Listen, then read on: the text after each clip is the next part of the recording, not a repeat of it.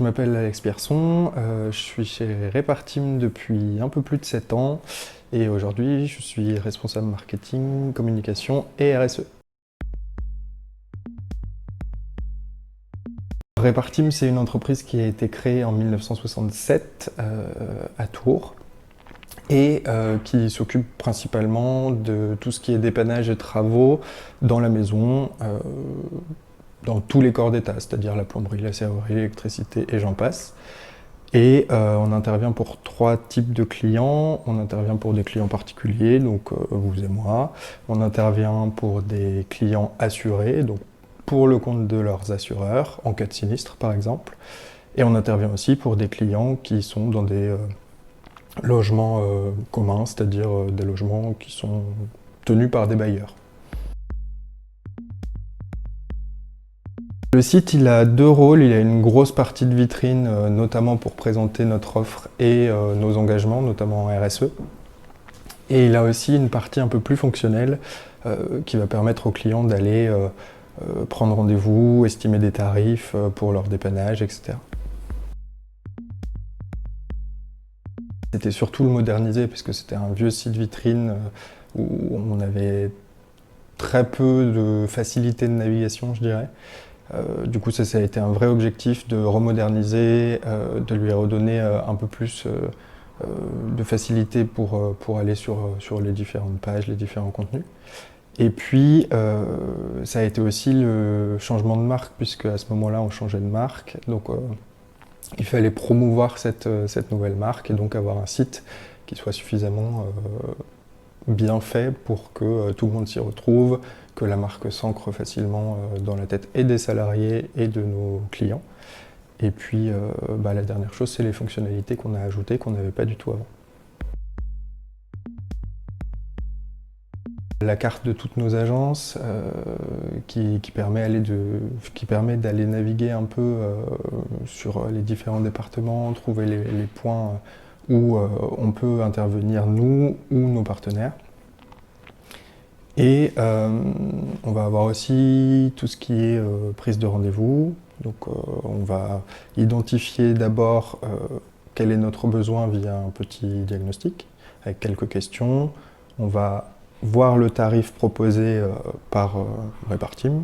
Et ensuite, si ça nous convient, on peut soit demander à être rappelé via un web callback, soit prendre rendez-vous directement avec une plage horaire qui va être proposée selon nos créneaux. Le déroulé, oui, ça s'est très bien passé.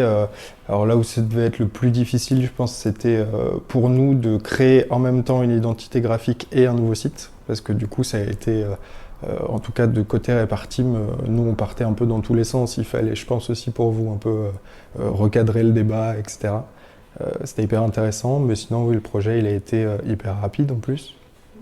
On a mis 3-4 mois à sortir ce site-là, parce qu'on avait cette pression du changement de marque aussi derrière. Donc ouais, c'est très bien passé.